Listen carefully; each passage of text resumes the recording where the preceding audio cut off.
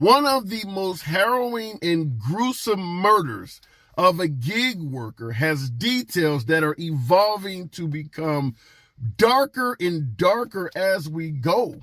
This is outright demonic, folks. Nevertheless, it does have ties to a previous murder of an Uber driver in a different part of America. What up, folks? Once again, it is your boy Tim with one very disturbing rideshare video. Now, according to the police and the authorities, we're talking about the story of Randall Cook. He was an Uber Eats driver out of Holiday, Florida, that lost his life when the customer, one Oscar Solis, yanked him into the home and took his life. Not only taking his life, but he literally dismembered him, chopping the body up. The details of this story are downright disturbing, so I'm going to go ahead and give the disclaimer: viewer discretion is advised. This is a disturbing story, folks, and it has connections to another loss of life of an Uber driver in a different part of the country. Nevertheless, according to the police, the roommate of this gangster that was accused of dismembering the Uber Eats driver remembers blood and disturbing noises. Now, this is the title of a piece out of the New York Post that have been interviewing and following up on this story. Here are the details here. According to a police affidavit, the man heard a loud noise coming from Oscar Solis's bedroom at 2:15 a.m. and noticed a red substance near the home's internet router earlier in the evening. So that's essentially a roommate that lives with the guy who was committing the murders, hearing the murders actually being committed, apparently in an adjacent room. 2:15 in the morning. What do I say all the time, folks? Nothing happens good after midnight. But here to follow up on this story. Spooked by the sounds and possible bloodstain, the roommate packed his belongings and fled to a hotel with his wife and kid at 8 o'clock in the morning on April 20th. So this guy is actually murdering someone in the house when he has a roommate, chopping up bodies in the other damn room. So can you imagine renting a room with someone who is literally executing someone in the same dwelling as you? Not like you guys are in on this. Not like you are even aware of what's going on. He done brought somebody in the crib and is chopping them up in the other damn room. This is outrageously sick. Nevertheless, the police would eventually discover the dismembered remains. This is Randall Cook, a 59-year-old Uber Eats driver, listen to the details of this, in two separate garbage bags. And here is where it gets to be either demonic or just mentally out in space. They found his remains in two separate garbage bags that had been placed on the side of his house. Now, what the hell do you expect the garbage man to do? You just literally chopped this man up, put him in garbage bags, and sat that shit on the outside of the crib. You expect the garbage guy to just come and take this shit away like it's old drywall or something like that? Obviously, a human body has a hell of a lot of weight to it. There is constant oozing of fluids and things like that. You really thought the garbage men are just going to come pick this stuff up? When I first heard this story, I thought he was dismembering this individual to try maybe and discard the remains somewhere and hide them or something like that. He set this shit on the side of the house. So the idea that this killer might possibly be mentally off, I think we kind of can come to the conclusion that he was crazy as fuck. Set the garbage bags on the side of the house. What the hell is that all about? Nevertheless, upon investigating the home, the story continues. Deputies discovered blood splatter around the bedroom and a nearby bathroom, along with Cook's remains and bloody clothing inside 5 trash bags. One shift, or better yet, one shift had several, one of his shirts, one shirt had several puncture wounds in the upper torso area, suggesting he was stabbed repeatedly. So obviously, based on the bloody clothing that was left behind, they were able to ascertain there were a bunch of wounds in the shirt. So this guy died a horrible death. There's no way to look at it. I mean, he died a horrible death. He didn't shoot him or anything like that. He literally stabbed the hell out of this man. And according to the police, there's blood splatter in the bedroom, some in the bathroom. So most likely he killed the individual in one room and took him to another room, probably the bathroom, to drain the body in the tub or something like that. It's probably where he was dismembered. I'm going to admit I'm speculating, but we've all seen enough gangster movies, mafia movies, some really sick shit out there to know that you need a drain to displace all this fluid. Now, the roommate suggested he saw some blood stains near the computer router.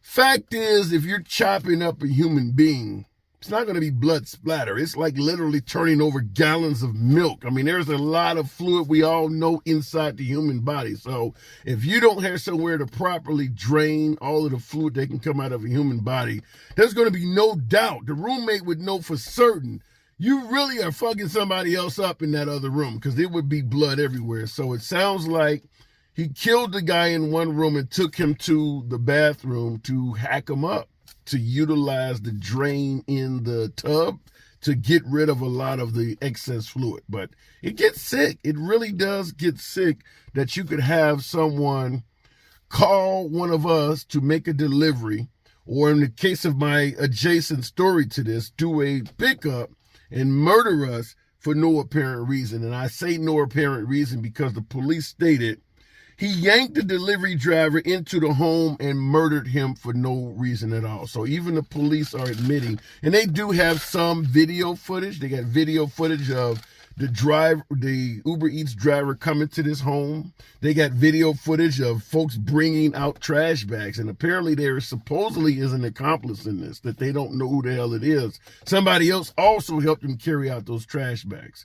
Now, it might be the roommate, but that wasn't mentioned in this story here. The story I mentioned earlier did suggest that on video, there's somebody they're looking for that also was seen carrying trash bags, in addition to Solis, who was the actual killer. So this story is dark as fuck.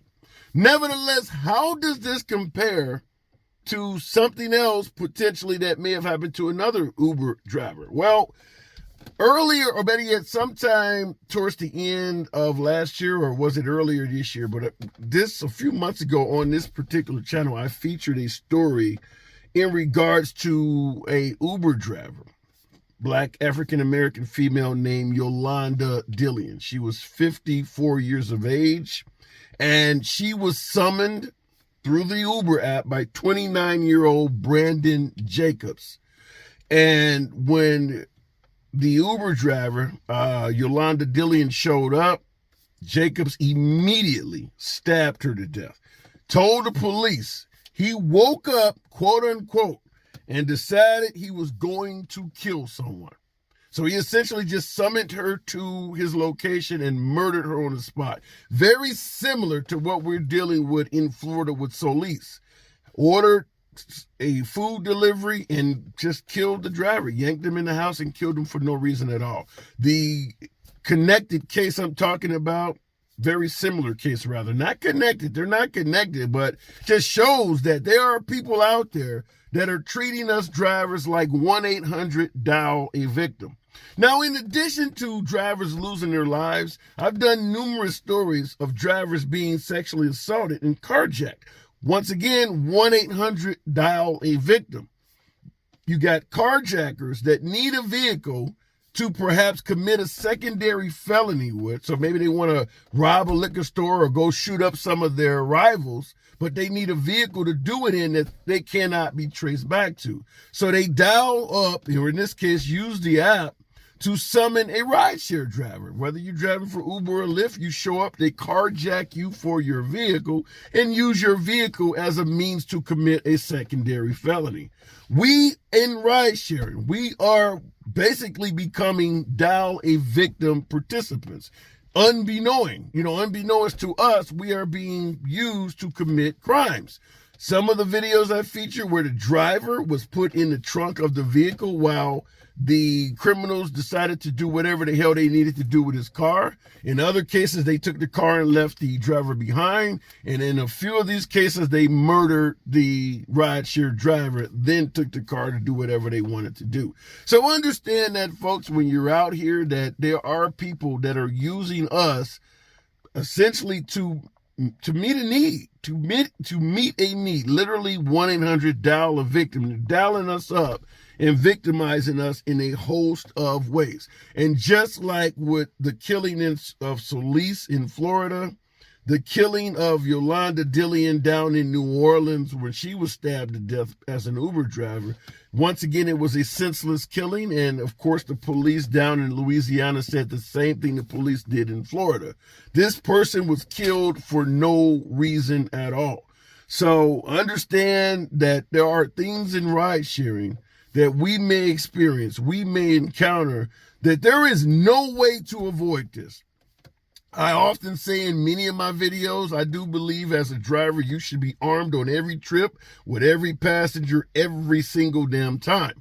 Nevertheless, when you're ambushed, which is what's happening in these cases, in some of these stories, I don't even know if having a firearm could give you any hope. Because if you're riding down the street with somebody in your vehicle and they just decide to start stabbing you repeatedly, I don't know what you can really do. Whether they're sitting behind you or sitting next to you. If somebody pulls out a hunting knife and just simply starts carving you up, there's not a lot you can do. As a food delivery person, you're not going to go deliver food with your hand on your pistol. This guy literally yanked a 59-year-old man into his house and hacked him to pieces. I'm just simply not certain that even having a firearm would have saved this guy. Most likely this happened so quick, before he knew it, he was bleeding out. I mean, just multiple stab wounds, according to the officials, multiple stab wounds in the torso area. So he just literally yanked the guy into the house, sounds like, and just started stabbing him up. I don't know what to say, folks, but the idea that a customer could do this while being a roommate in an apartment or in a house, in this case, with someone else that is not in on it, not being told about it, and pretty much act as normal. The roommate had to flee this place out of fear.